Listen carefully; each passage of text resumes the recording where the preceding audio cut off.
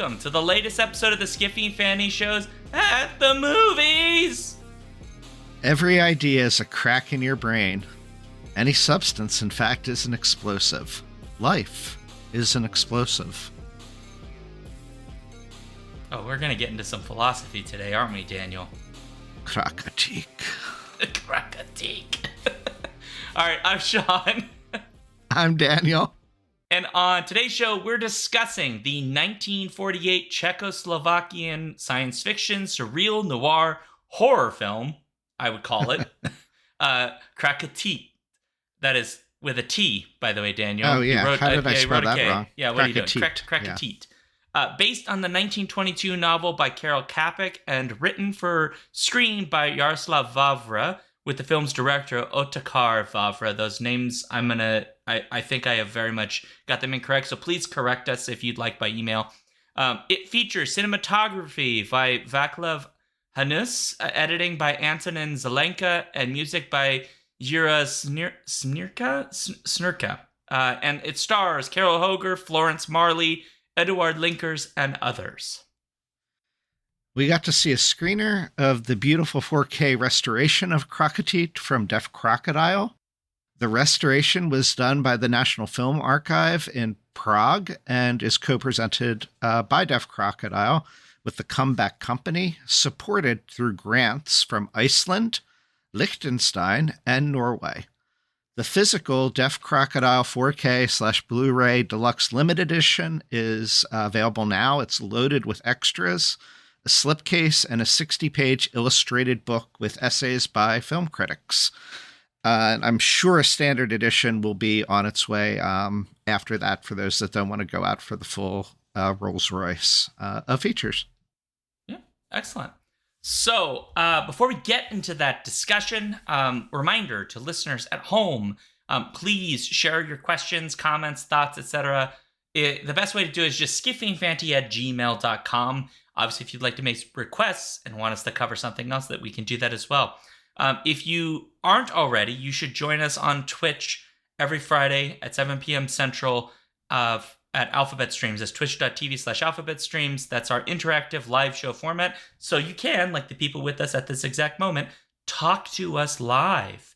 And then we'll react to you. And sometimes we'll dance. There you go. And then please review, spread the word about the show. I would say even more so now than pretty much ever, because social media is a nightmare and it eats my soul. So there you go. And Patreon is a great way to support the show. We're at $68 a month. We would like to get to $100 a month.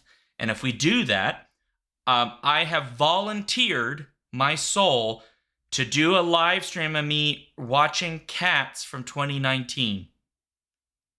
I don't actually want to do this, but I will debase myself for your amusement. So there you go. That is patreon.com/skiffyandfanty. It would be glorious. Okay. Why does it Shaun. say me doing the summary? Why am I doing the summary? Okay, it's fine. We need a brief summary of Krakatit. And yes, I get it. It's a difficult one to summarize, I think.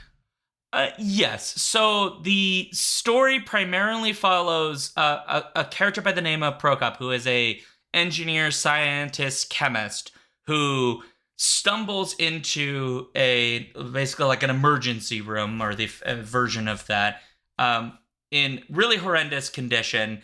The doctors start working on him, trying to save his life, giving him oxygen, and immediately proceeds into what seems to be an extended surreal dream sequence, having to do with the fact that this individual has invented, or so we are led to believe, a weapon, an explosive that will potentially destroy the world, called Krakatit. Obviously, that word, for those that are thinking about it, might realize that comes from the word Krakatoa, which is the volcano in the Pacific Ocean that goes boom boom a lot. So in the sequences that he experiences, he stays in a small town, sort of like farm home, with a doctor who is supposedly the father of one of his friends. He ends up going to what appears to be like a country that doesn't exist, led by a monarchy. He is then semi-kidnapped in both circumstances and taken to what appears to be like a meeting of all of these sort of like neo-Nazi imperialist various types who want to basically take over the world and get rid of the riffraff, and all of these various sort of narratives that are there about how this weapon might be used by the powers that be.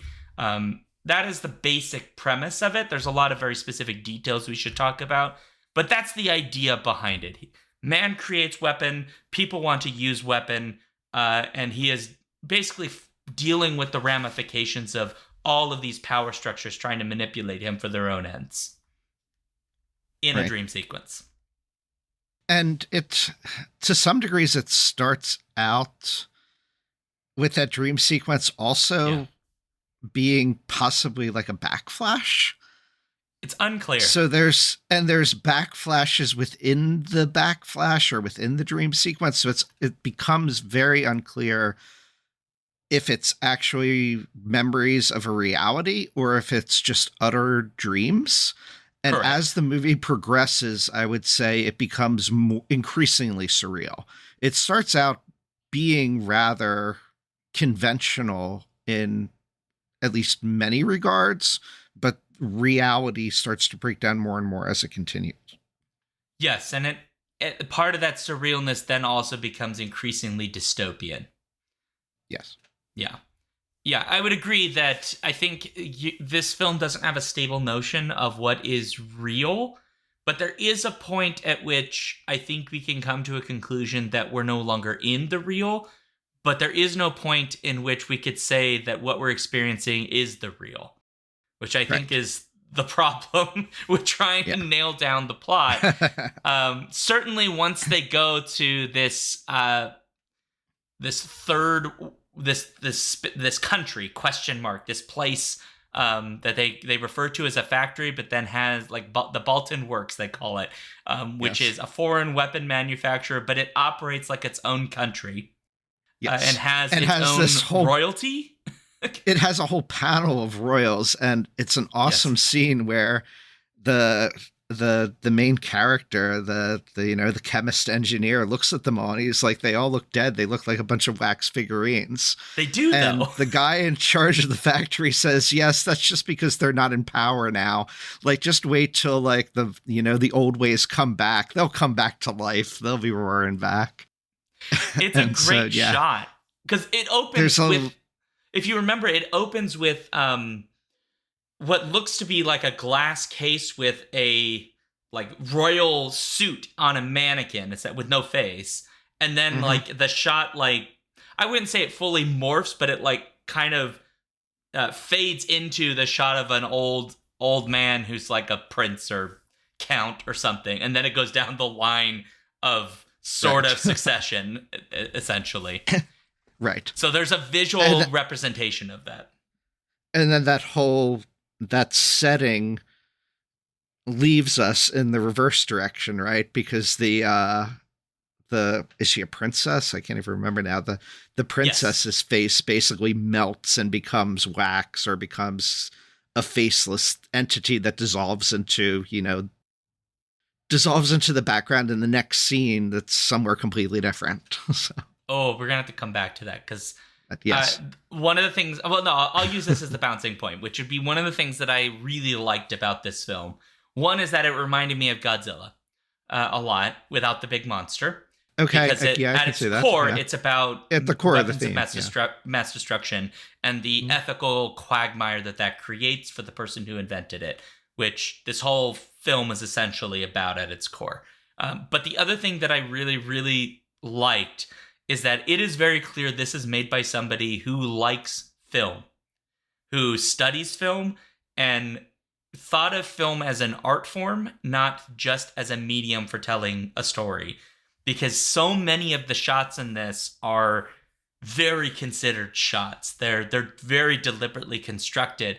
The one that you just mentioned, which is this scene where this princess, like her face morphs into like an almost amorphous face-like thing. She's in this room with these gigantic pillar statues of eagles with various animal skins on the ground. It is like a very symbolically Yeah, there's like polar bear rugs.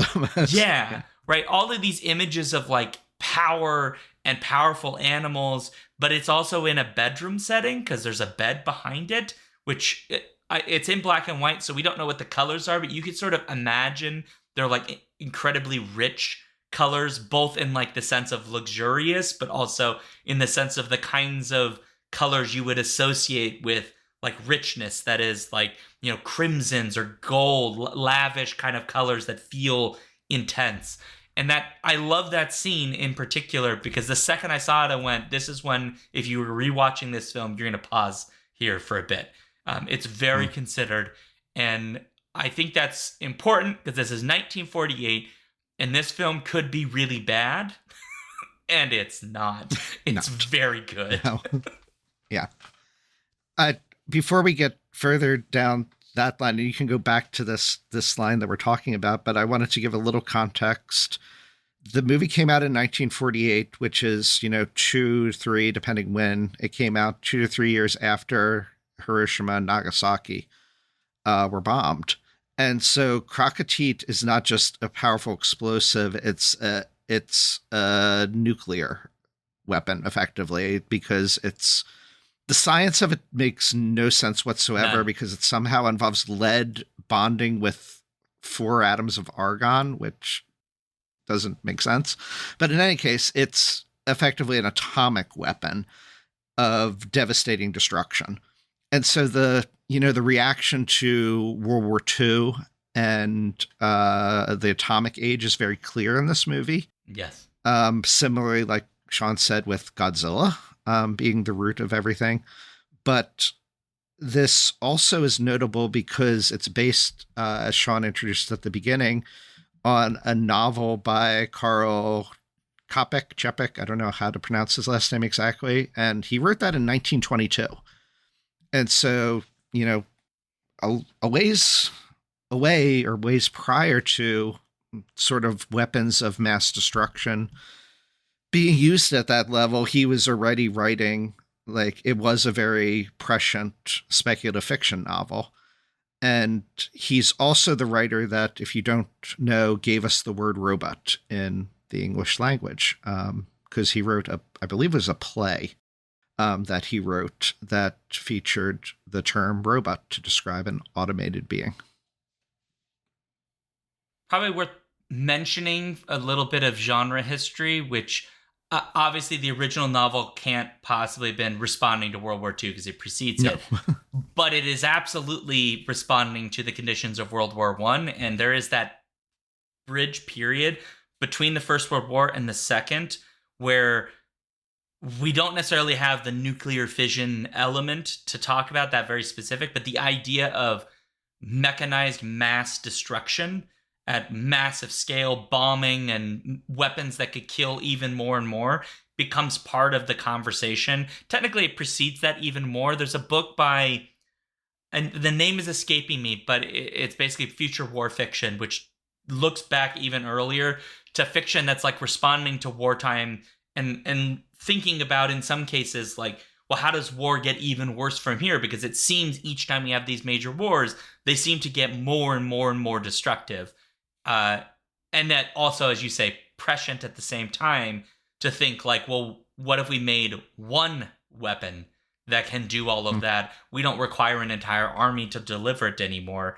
It can be basically delivered by a plane and dropped on people, which is what happens in one of the quote unquote supposed dream sequences where he witnesses basically the blooms of light in the vast distance of entire cities, Berlin and others, basically being evaporated off the face of the earth, which very poignant and very, I think even Europeans would be very distinctly aware of what this is like, given that they also dealt with fire bombings of entire cities, burning cities like Dresden to the ground, etc. Yeah. Right. Mm-hmm. It's a good movie is what I'm saying.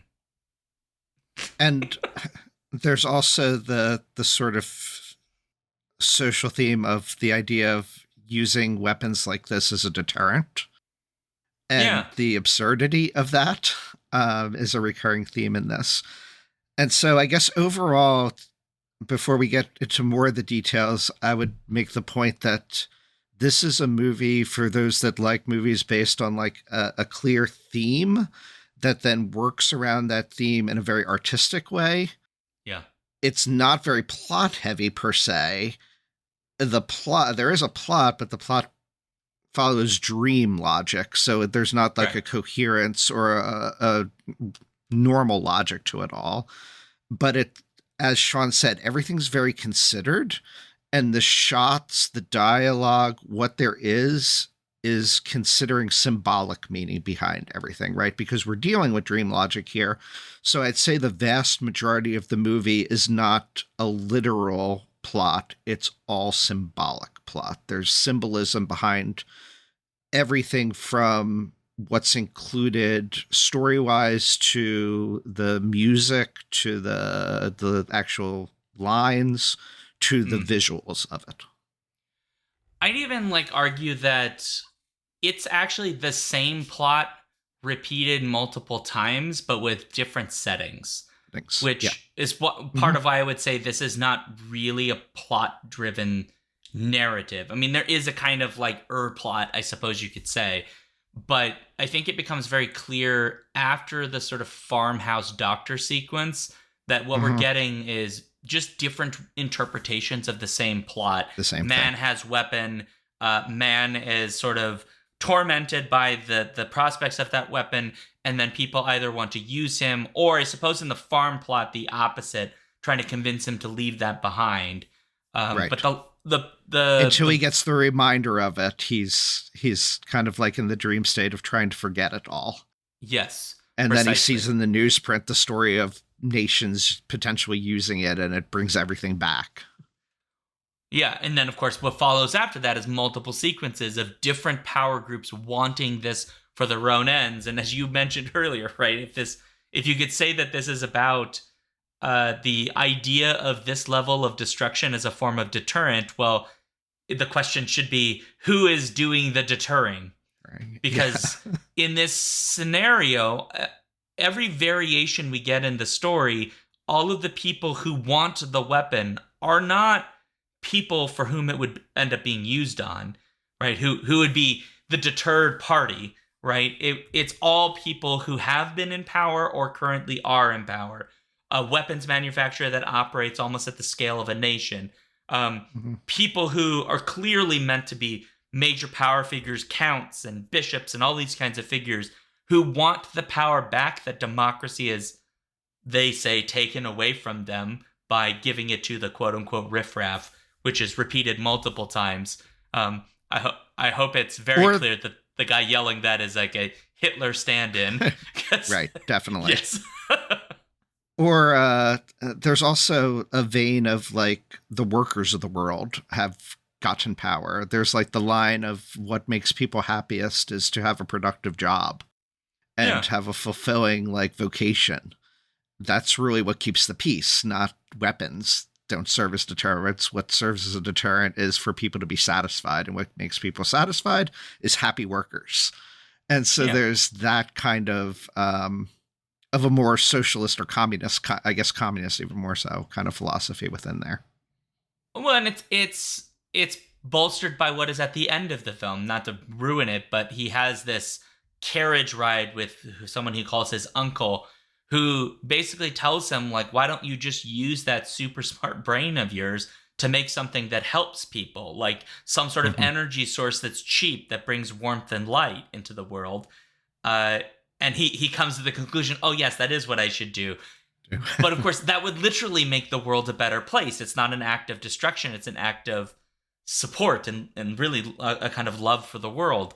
And I think you're right that this, in a weird way, this like reminds me of the speech from the Dictator with Charlie Chaplin, where he's talking about like he doesn't want to hurt anybody. He wants everybody to work together and we could all build a great, beautiful future. It's just like condensed and more focused on what technology could be in that conversation. And it's important, I think, given that it's very clear this film is about nuclear, right? The very same technology that it is allegorizing, I suppose, is capable also of providing comparatively cheap power and heat. Energy, yeah. With energy, with its own issues, of course. It's 1948, so Chernobyl hadn't blown up yet. But there is that element there that this is, I think, very much like a moral play with a very clear moral at the end, which is like we should stop building things to destroy and instead build things that lift everybody up. That seems to be where the film ends. And I find that very interesting, in part because when he's taken off the oxygen, what the film doesn't show us is what he actually does once he leaves this supposed dream state.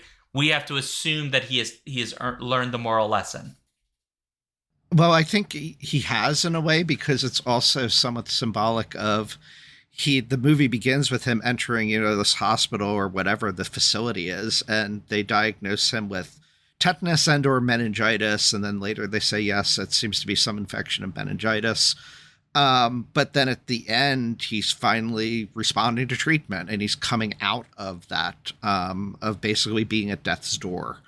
And I think that shows that that's at the level of his own personal health, but I think it's also that his spiritual health, that through this dreaming, he's come to the conclusion that whatever it is he's doing as professionally in terms of technology, he's realized that there's a different route that he could be taking, I think. And that's what allows him to come out of it. That's an interesting reading. Maybe. But I really like what you said before, going back to how it's kind of the repeating the same ideas and the same plot in different settings. One of the things that I like about how that is done, though, is that we get the break from being utterly repetitive by that more rural setting where he has time to actually get close to. It's peaceful. For the first time, we see nature. We see vibrancy. We see a loving family. That is a very different kind of feel in the movie than everything else. But then even in the dystopian sort of settings, there's different takes on the dystopia. And one of the things I absolutely adored is the take that's in the Hitler kind of Nazi-like one that you mentioned, because it gets to the stage of being almost like a farcical parody. And it reminds me very much of the war room in Dr. Strangelove. Because it descends at the end. Like originally Dr. Strangelove was supposed to have like a pie fight in the war room. And this scene is cut when they end up killing, I think it is the Hitler kind of guy, ends up getting killed while giving one of his speeches. But a bunch of Krakatit explosive just like spills out all over the floor. And everybody in mass just goes nuts trying to scrape up every last milligram of this explosive substance because they worship it. They're like chanting the name Krakatit, Krakatit. They even call the scientist who invented it, that's the name they give him, Dr. Krakatit. So it's almost like the Dr. Strangelove character at that point, even though he doesn't want to be that character. So this is before Dr. Strangelove, of course, but I definitely got those kinds of vibes here, where the movie, even though a lot of it is dark and strange and surreal, this was almost a comedic part to the movie. It does almost feel comedic because it is so over the top. Like even the language he uses, right? In translation, we're getting it, but like referring to all of the riffraff and like, we need to take the power from the riffraff, that democracy gave them the power. The world will finally prosper again. And there's a like weird absurdity to what he's saying, because in many respects, the world is actually better off now that more regular people are able to sort of be part of the governing structure, right? Europe is rebuilding in 1948, and the world that is coming up is one that is more fair. But he's so the elite aren't happy. Yeah, completely, right? But like, what makes him elite other than we're told he's elite, right? Yeah. Everything he says is mind-numbingly dull, right? He doesn't have really an original thought here. It's just a repeated hateful idea of power. I mean, it's literally all he's yelling is, I want power because we'll prosper if I have power because I say so, is essentially the logic that's being offered.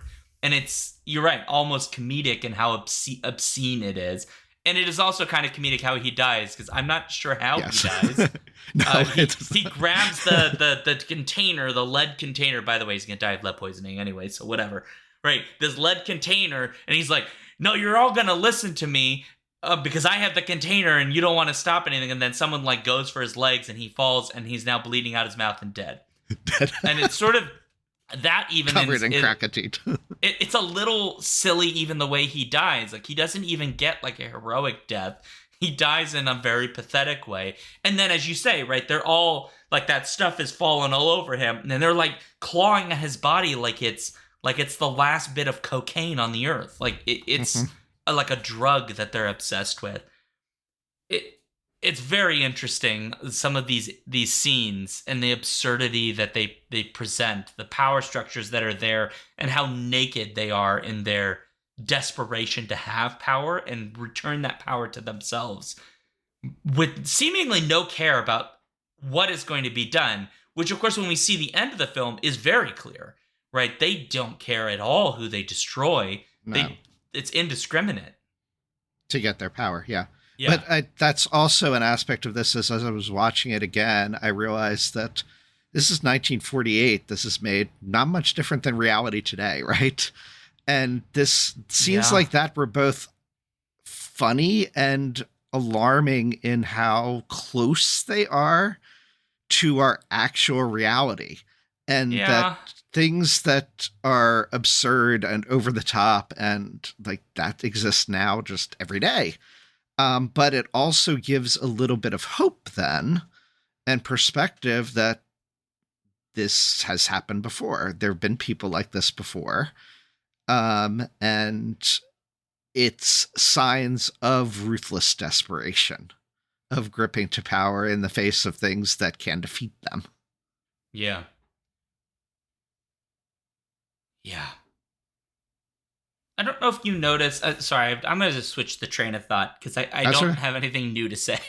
I think you're completely right. You mentioned a little earlier there was the very beginning, like second dream sequence, because there's the one where he's like wandering in the park, which is unclear if that's actually a dream sequence or not.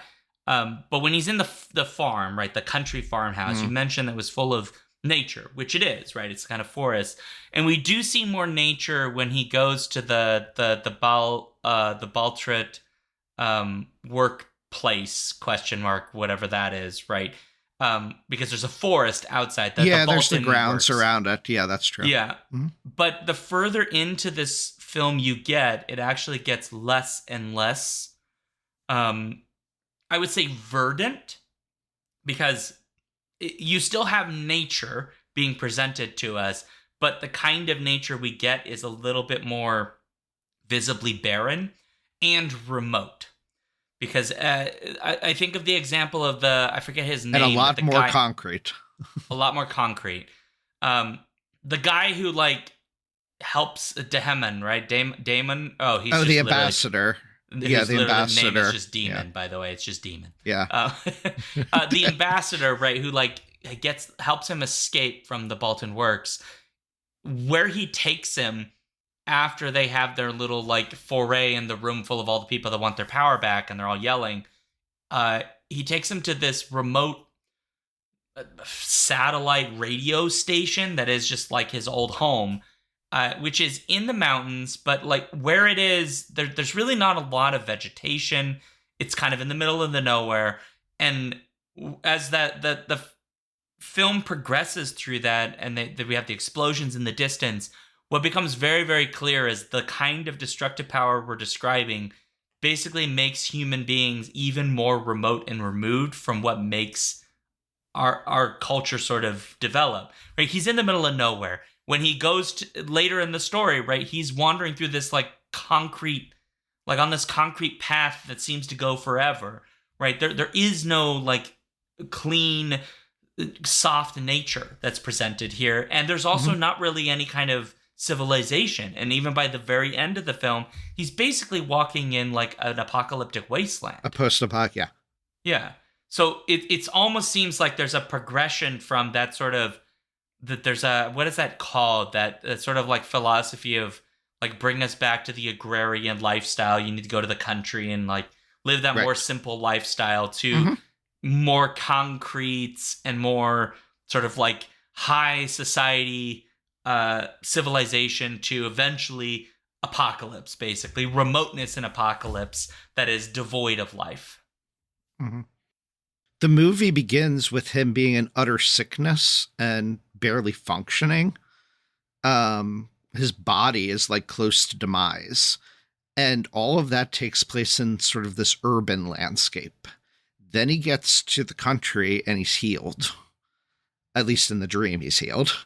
And then that world of people, of urban life, of nations creeps in through him finding the newspaper when he's wrapping the flowers for the girl that he loves and that loves him. He's wrapping like roses or flowers for her. I forget what the flower is, but it reads in the newspaper about countries finding this, trying to get to develop the Krakatit that he has developed, and only he really knows how to process and make, but they have his formula, etc. And that sends him into the spiral panic. And that then goes into back to cities, or not even cities though, because then you go to the, his cabin, and that's where you begin the desolation. That's where you begin the desolation. You go to the factory that's in the middle of absolute nowhere. It's just this concrete slab in the middle of a desolate area. To, again, the cabin in desolation, to the concrete, just giant concrete fields that he's wandering through. And so that's just a fabulous progression. And another progression, you can jump in. There's another progression I'd like to talk about, but if you had a thought that you wanted to go with. Okay. So the movie begins, and right after we get the description of what Krakatit is and the idea of its relationship to Krakatoa, I noticed that like a lot of the scene where he first encounters the mail carrier on the horse and buggy that ends up giving him a ride at the end as well. The ground, it almost looks like a scene from a Universal horror movie, because everything looks spooky and gothic, and you have like horses and buggies and these rural kind of characters, and this fog is just rising from the ground all around. And I was like, this reminds me of like areas around a volcano where you just have like mist and fumes and gases coming up from the earth itself. And so you get this visual of the earth being this powerful force, but then, and very volcanic like, but then later in the movie, you have that same fog and haze, but it's coming from this post-apocalyptic, post-nuclear wasteland kind of look to it, that this is a destruction that's now human made and is across a concrete jungle of human construction, as opposed to a natural geologic thing. And that was another sort of parallel that I really loved how they did it and how they shot it in this movie. It does very much feel like the film is visually trying to suggest that there is an idealistic way of living. And the city is not, I don't think that film is saying the city is not a good place to be, but it is not the most ideal space. Because it is, as you say, right, the space in which we see him most ill, but it does provide the tools to save his life. And the other variations that were presented all get presented to us as very clearly places that are ideal for certain individuals, but not ideal for anyone. Whereas the earliest version, the agrarian sort of country lifestyle, is presented to us as the most free and the most health promoting. of all of the lifestyles were presented for the maximum number of people. Because you'll note in that sequence, right, he's a chemist of some description. He's an educated man of some kind. He is on not necessarily a fully equal footing, but fairly similar footing to other people that are around him. He's not inherently more important than other people. The only reason the doctor is important is simply because he provides a service to the community. We don't get to see the other parts of the community, but we have to assume that they provide services as well. But later on, the power structures make it very clear who is important in those different structures. And increasingly, it's less and less everyday people, and more and more about title, such as the sequence where they're trying to help him be with the princess by giving him lofty titles to basically bribe him to give them the formula for Krakatit, thinking that that's something that he wants. Of course, he isn't particularly interested in titles, but in their world, that is the way in which you demonstrate your power and your value, is your titles. He lacks all of those, so he has no power there. And then further and further on you go, it's just that humanity loses all of that value because nature is utterly destroyed and they have no place in anywhere. I don't know. That's me kind of spitballing an idea, but that's kind of how I was thinking in response to what you were saying. I think you're totally on target with that spitball, I'd say. Awesome. And it got me thinking, too, that the people, as you mentioned, particularly later in the movie, they're responding, as you said, to the titles, etc., because that's what to them, that's what power means. That's what influence is. And he doesn't care about that. There's also a real dichotomy that's drawn between the people in terms of how they just relate with each other. The people in the latter parts, everybody's using everybody else, right? The ambassador just wants to use him. The ambassador is just using the nobility in the factory and when he first shows up, right? Everybody's using each other for power. The princess only wants him because it's going to be financially and politically favorable for her to associate with someone and be coupled with somebody of such incredible importance that he brings a weapon that's going to rule the world. Then in the farm, where you have this country doctor and his daughter, and he's staying there as a guest in the house, you have the scene at the dinner where a local villager comes in and says to the doctor, "You're needed for childbirth." And the doctor looks up and says, "Oh, it's at this place? That's not my jurisdiction." And he says, "Yes, but the other doctor's not available. We need somebody." And he goes, "Right, well, I guess I just won't get some sleep tonight." And he puts down his fork and knife and gets up and goes out to go do what he needs to do. And so there we see something where people are doing a job, even when it's not easy for them or they would rather not be doing it. He's getting nothing out of this. You don't even get the sense that he might not even get paid for this. But he's doing this because that's what one does. It's totally in opposition to the motivating factor for every other character in this movie of greed and power. And it's just something completely different. I would even add here that it almost feels like in the farm sequence, the country sequence, it almost feels like the people that are in that scenario, the handful that we see, they have jobs, but not everybody does the same job. But everybody is useful and valuable to everybody else for some because of what they do, right? So the doctor is like very obvious, but like the farmer is obvious. The daughter does tons of things around the house, so she has value and purpose. It's maybe a little unclear what exactly our main character Prokop's space is here, but that's because he is a guest. He's figuring it out. But in other scenarios, it's unclear what value a lot of the figures actually provide. Like the line of succession, right? Like we see all of these people with titles and like bells and whistles on them, but like what value do they offer a society at all? They don't do anything. No, they just sit there looking titles. like statues. Yeah. Yeah. And so they're up in this power structure where they're valued more than all of the people actually that we see actually doing stuff. Guards and the like one guy with the cool like little mustache who's kind of slimy. I forget his name, but you know, the guy who's just trying to manipulate our main character all of the time. Who clearly speaks. Carson. Yeah, Carson. Yeah. He has a purpose, but the people they all work for don't. What is their purpose? They have none. They're just parasites, essentially. Mm-hmm. I don't know if the film is trying to make that argument, but it does feel like it is saying something about that. That there is a life where everyone has value, even if what you do is maybe not the flashiest thing in the world. And there is a life where only some people have value, but they have value for doing nothing of value. Mm-hmm. Which has never made me hate the aristocracy more than this moment.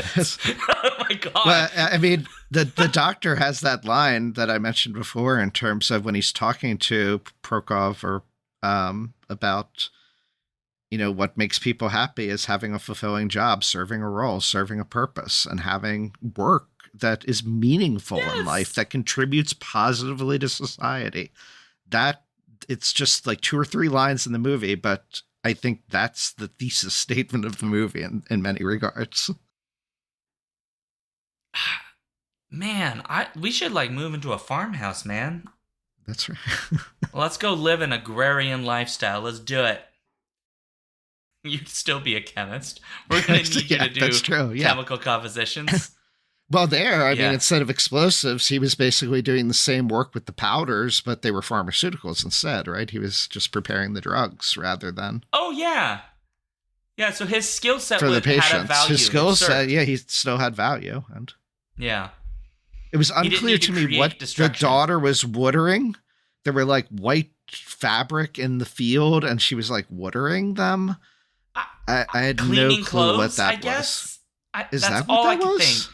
Is they're cleaning clothes. Like, because that's what they looked like. But I've never seen anyone clean clothes that way before, where you lay it off in the grass and then you bring one of those watering pitchers and you water them and then you clean.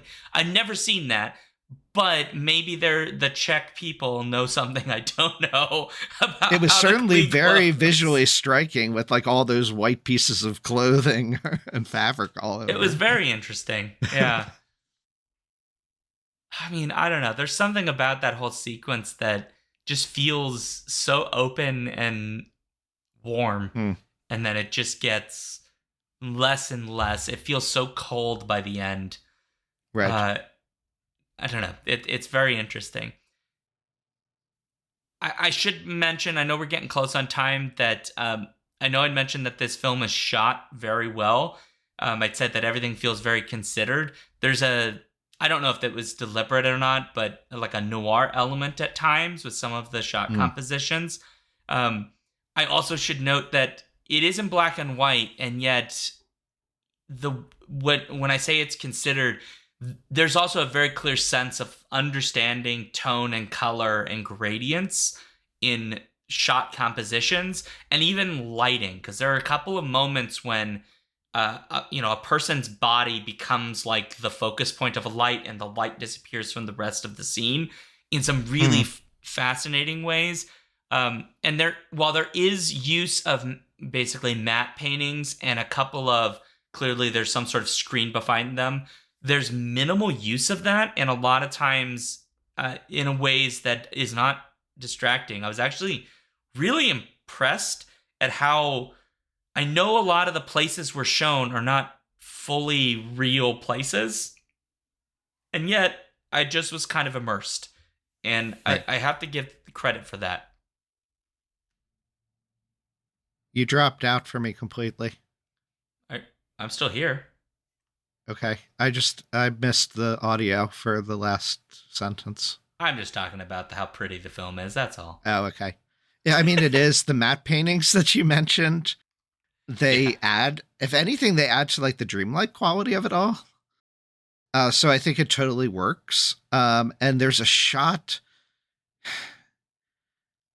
towards the end when he's approaching the facility where he thinks his old college or university chemist partner friend, who the plot, if there is any to the movie, or the thing to get the MacGuffin to get it all moving forward, is he's trying to deliver a letter to this person, and that's pretty much the propulsive force behind him in most of the movie, is trying to deliver this letter to this colleague.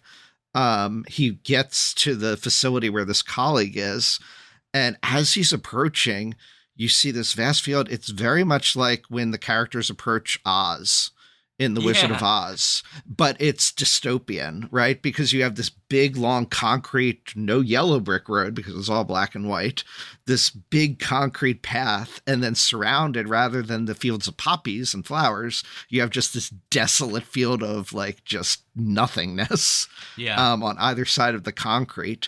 And then the gates, rather than being the Emerald City and all colorful, it's this very prison-like gates. And you just see these really sharp contrast shadows of bars going across the character as he's approaching. And it's just such a fantastic composition, use of light. I also have to commend the film set designers or whatever. That concrete path that he walks on, I don't know if maybe I just couldn't see where the trick was happening, but it felt like it went forever. Yes. It really did. And I don't know how they did that. Maybe if I watch it again, I'd see where the quote unquote seams are. But when I first watched it, I couldn't. And it really, it felt, even though it's an open space, right, it feels claustrophobic. Yes. Yeah. Totally. Yep. It feels like a parking lot that just extends for an abandoned parking lot that just extends for all of infinity. Yes. Like you're just panicked because you're running and you're going nowhere. It's hard to imagine, like, because this is a little after, like almost immediately after we learned that in one of the dream sequences, Demon the ambassador Demon has bombed like Berlin and a couple of other major cities. And we have to assume bombed many others, right? Because we never see really human civilization again. And it made it very clear, like afterwards, like what's left of human civilization when you go to this point is, concrete jungles, prison-like atmospheres. Nothing feels like living, like a lived-in space. It feels like places where you're trapped or you're stuck or there's no end to. You just like its existence, but without meaning. Right. Anyway, it's a good movie. Another last thing, I guess, my last thought to point out, we didn't really say anything about the music. Yeah. I liked the music begins sort of, it's orchestral and it feels almost chaotic. So it feeds very much into the vibes of the movie. But otherwise, in terms of music / sound use, there was this, I'm going to say high-pitched noise to the point where you think it might even get annoying, but it never really becomes that. It was very reminiscent of like 1950s American sci-fi movies where like some giant creature attacks and you just hear this, the noise of the insect kind of making like really kind of like whenever Krakatit kind of comes to the fore in his brain and his fever dream, you hear that kind of noise / music, which I thought was really effective. And it, again, brought me back to like cheesy 1950s sci-fi movies, but in a great way. Yeah, and in this film, definitely not the same vibes as a cheesy 50s film. No. I strongly recommend watching this film if you get a chance. I'm sure other versions of it exist somewhere, but if you can get the Deaf Crocodile edition, the quality's very high, and it's just good. And I really recommend it. I know that the price tag for the like deluxe edition is much, but most likely they'll release a standard edition. But if you can fork out the dough, this is one worth keeping in your collection if you're a physical media keeper.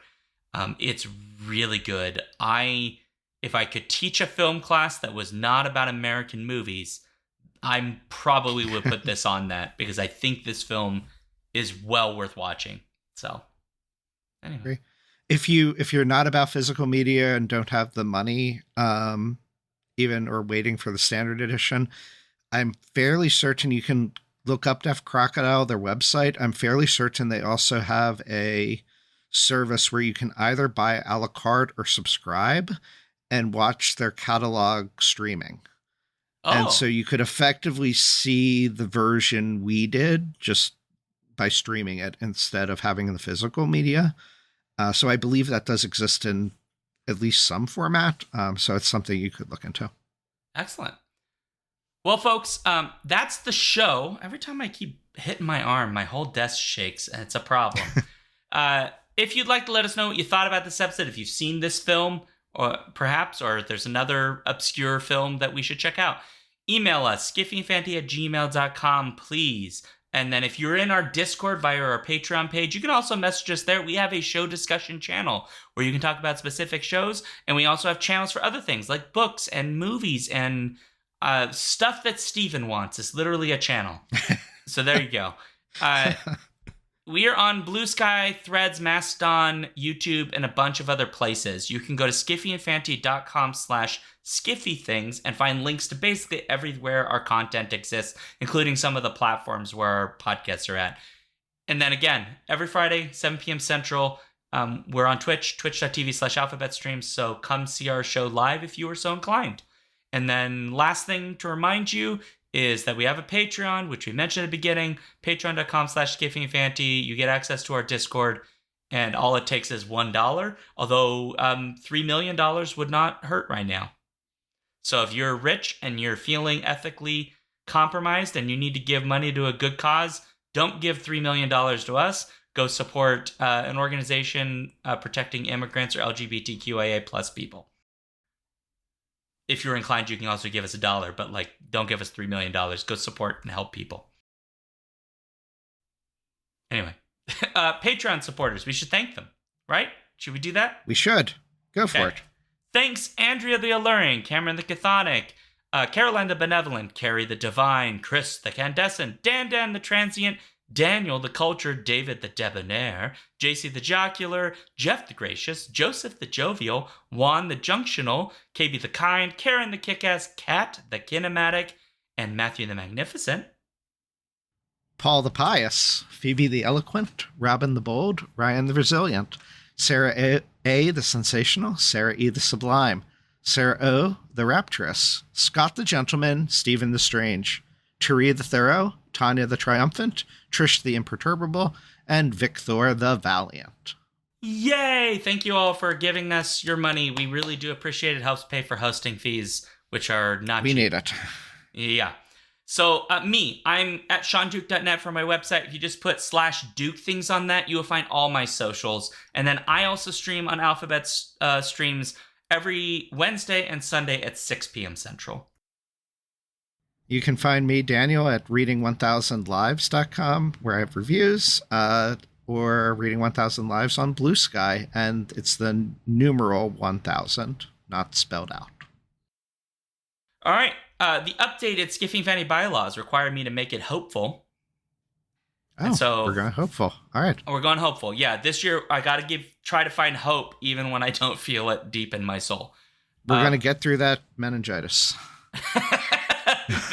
Well, I guess I will say that even though the world seems like a dark place, at least throughout time, many people who made art thought about these very serious problems and tried to think about what the consequences of them were, including in films like this one, with all its surrealism and strangeness. And so art is a thing you all need to enjoy and imbibe in all the ways that make you happy. It can help us get through dark times. Thank you for hope, art. Yeah. And on that note, hopeful ending and scene.